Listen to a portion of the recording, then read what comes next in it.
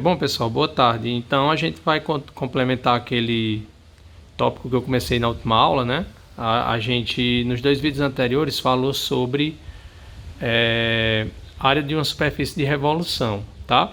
Aí hoje a gente vai falar sobre outra coisa, outra aplicação, né, da integral definida, que é o comprimento de gráfico de uma curva, tá? Então, nada mais é o seguinte, ó, você tem uma função, quando a gente tem uma função, né, a gente sabe que geometricamente ela vai ser descrita por uma curva, que é o seu gráfico, né? Então, essa curva, claro, como ela tem um comprimento, porque se a gente pensar no ente geométrico mais fácil de calcular o comprimento é um segmento de reta, né? Então, um segmento de reta, como é que a gente calcula o comprimento dele? É só a gente calcular a distância, né? Dado um segmento de reta, é só a gente calcular a distância do ponto final para o ponto inicial e isso dá justamente o comprimento do segmento de reta, né? Então, se a gente aplicar esse raciocínio, toda curva, ela obviamente tem um comprimento e se a gente quisesse calculá-la a priori, a gente teria que esticar essa curva, né? Ela esticaria essa curva e aí quando ela se tornasse um segmento de reta, a gente teria como calcular esse comprimento. Mas é claro que isso vai dar um pouco de trabalho, porque dependendo da curva, pode dar, digamos assim, mais trabalho esse processo de tentar enxergar em termos de uma reta, qual reta representaria essa curva, tá? Então a ideia, na verdade, aqui é que a gente use esse raciocínio, né, do caso mais simples de calcular se o comprimento de uma curva, que é quando a gente tem um segmento de reta, para a gente conseguir fazer para o caso geral, quando a gente tem uma curva qualquer, tá? Então, qual é a ideia, né? A ideia aqui vai ser o seguinte, a gente vê que essa curva, por exemplo, né, se a gente olhar para essa curva e a gente considerar pequenos trechos da curva, trechos pequenos, esses trechos eles se aproximam em termos geométricos, né, do segmento de reta que liga esses dois pontos que a gente está considerando desse pequeno trecho. Então, por exemplo, eu peguei esse primeiro trecho aqui da curva, né, ó, esse pedacinho aqui, aí eu marco esse ponto e esse aqui, que é do trecho que eu estou considerando.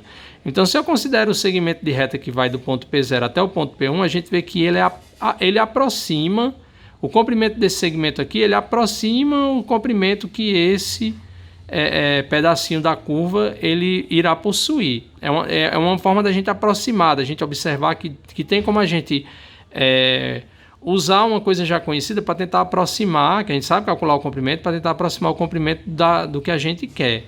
E claro, à medida que você vai, a gente vê aqui no desenho, que à medida que eu vou pegando um pedacinho menor dessa curva, esse segmento de reta torna-se menor e aí ele vai aproximando cada vez mais o valor do comprimento desse pedacinho de reta, de segmento, ele se aproxima cada vez mais do que seria o comprimento do trecho correspondente da curva. Então essa é a ideia, tá?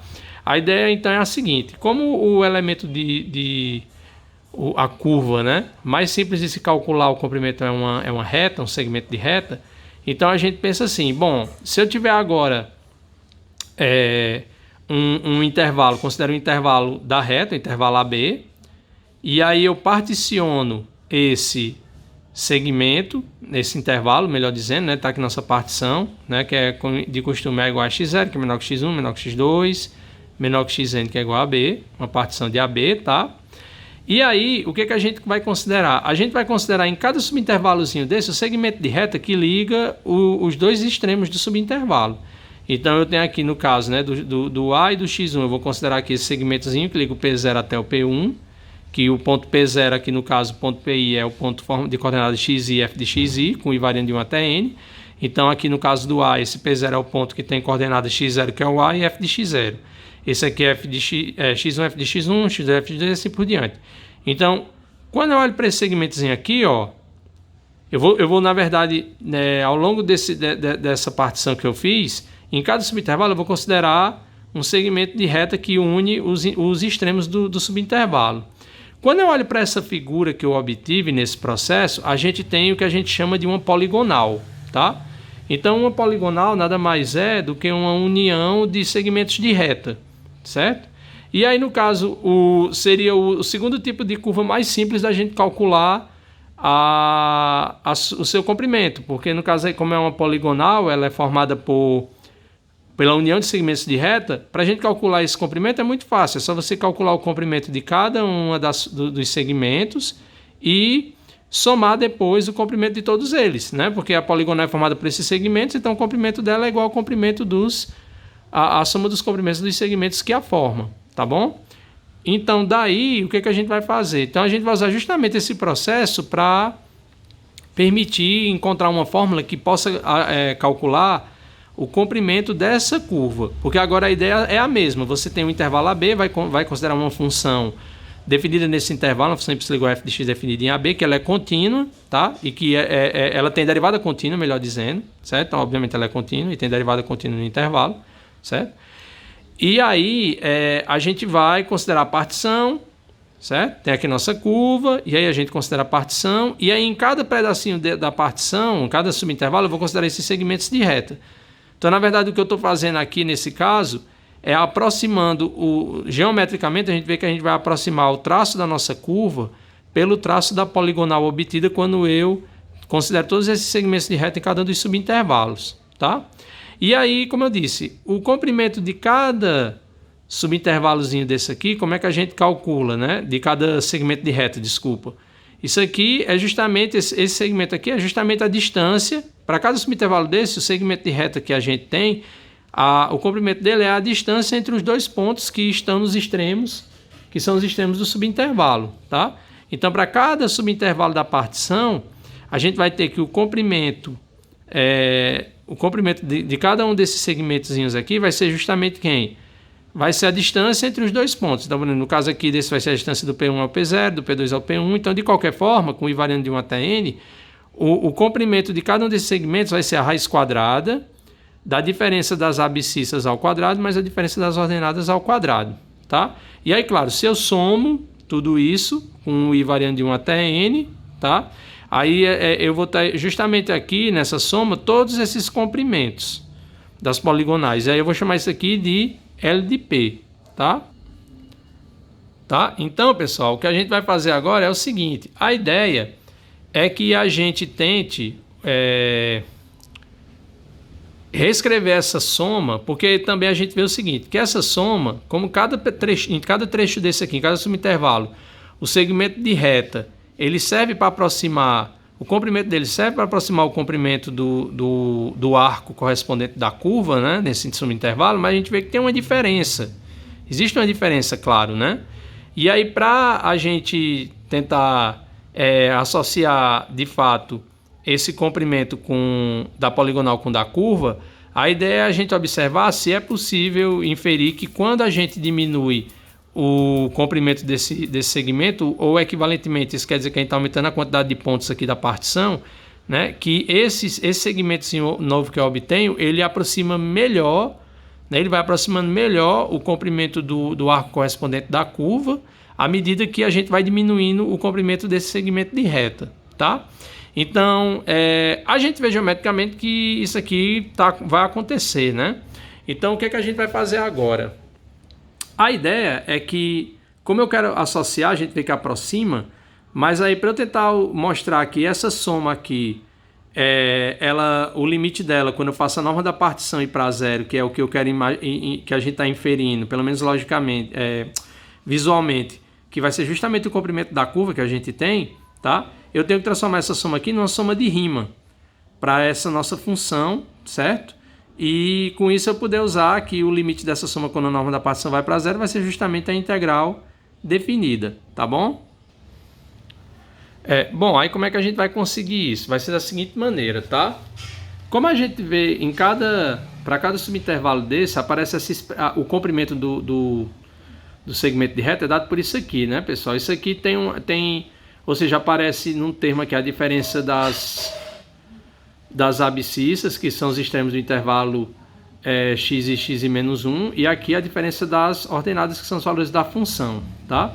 Tem um resultado que a gente estuda no cálculo 1, que relaciona uma coisa que envolve essa diferença com essa daqui, que é o teorema do valor médio, tá? O teorema do valor médio, ele diz o seguinte, que para cada i variando de 1 até n, a gente vai ter que, para o intervalo, como a nossa função ela tem derivada contínua no intervalo AB, então, em particular, ela vai ter derivada contínua em cada um desses subintervalos da partição, tá? E aí, vai existir, para cada intervalozinho desse, um número CI dentro do intervalo, tal que o f de xi menos f de xi menos 1 é a derivada de f no ponto CI vezes o ΔXi, onde o ΔXi é justamente a diferença das abscissas, tá? Aí eu vou justamente substituir, certo?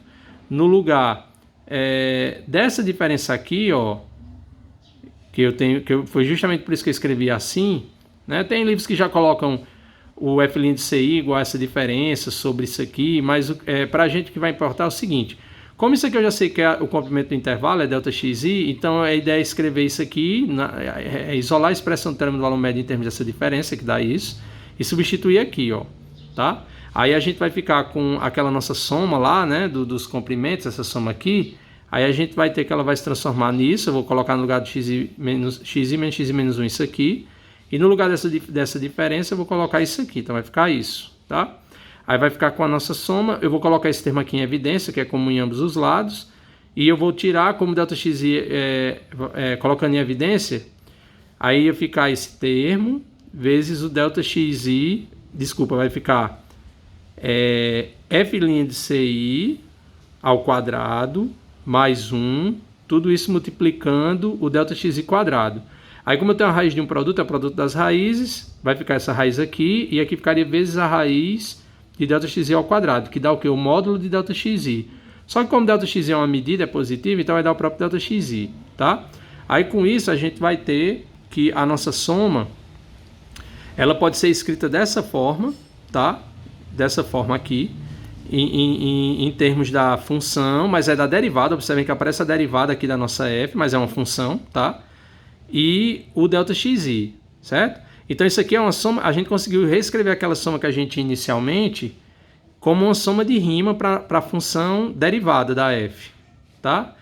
Vejam que como então, quando a gente calcular o limite disso aqui, quando a norma da partição for para zero, isso aqui vai ser a integral, né, no intervalo de a até b, dessa função aqui, desde que essa função ela seja contínua no intervalo AB. Mas por hipótese, a gente tem que a f tem derivada contínua, então a f' é contínua em AB, tá?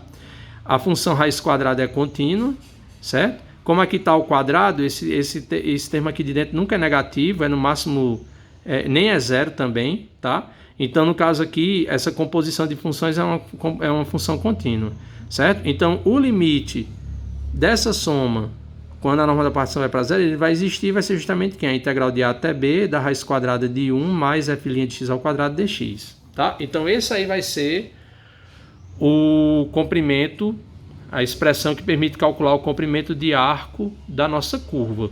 Tá? Então observe, é uma expressão que ela calcula o comprimento de arco de qualquer curva. Né? E qualquer que seja a curva que a gente tenha, desde que ela esteja nessas hipóteses aqui de ter derivada contínua no intervalo AB, a gente consegue calcular por essa expressão aqui, tá? Então, aí claro, nada mais natural do que a gente definir o comprimento do gráfico de f, né? Já que a gente tem que esse limite dessa soma essa integral, é nada mais natural do que a gente definir o comprimento do gráfico de f, né? Que a gente vai escrever por c. Então, sempre que a gente, nesse contexto de comprimento de arco, escrever c, a gente está falando do comprimento da curva, y igual a f de x, tá? Deixa eu só virar aqui a página.